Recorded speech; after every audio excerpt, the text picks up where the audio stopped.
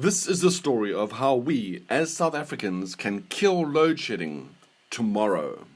On a lucky day, everything will be fine. The coals will be dry, there will be no maintenance, no problems. Eskom has us covered.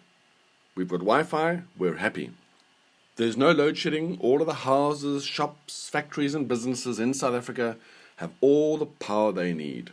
The problem is that sometimes there's wet coal and the demand on the grid is too high for the power Eskom has available for us. Sometimes cables get stolen, and sometimes there's maintenance and more maintenance. Sometimes the coal is wet, the cables are stolen, there's a breakdown of units, twigs are falling, and blah blah blah. Oh, and there's maintenance. That's when we have load shedding. Stage 1 isn't so bad. Eskom just needs to pull the plug in a few suburbs at a time, and everyone gets a chance to play. But then the coal gets wetter, more cables are stolen, more units break down, twigs start falling, and more blah blah blah blah blah. Yes, also more maintenance. Much more maintenance. Hello, Stage 2, how do you do?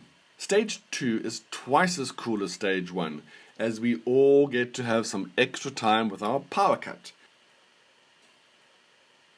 We start to lose our sense of humour with Stage 3 and 4 and 5 and 6.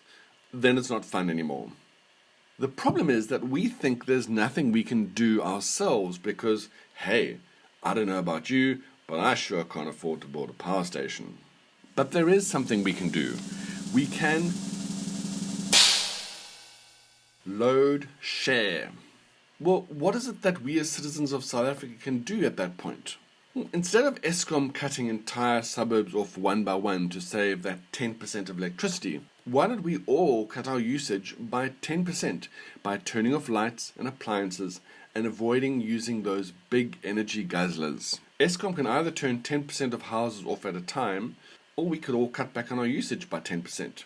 When load shedding happens, everything goes off. We're stranded. So we can choose to load share rather by turning our fridge off for 2 to 3 hours and the geyser and avoid using the stove and the iron. Pause the washing machine and dishwasher and step away from the tumble dryer. If we load share, then we can literally take back the power. We're in control. This will mean that we can work, watch TV, listen to the radio, maybe boil the kettle just once, or heat something in the microwave quickly.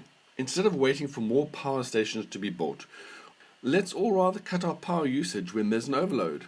South Africans have survived far worse than this over the centuries, but we just need to work together now, and then we can end load shedding on our own terms, by load sharing. All we need now is a brilliant app to tell us what appliances to turn off and when we must turn them off. Watch this space. How about it, guys? Can you save us again? This idea comes from the ebook 77 Ways in 77 Days to Save South Africa.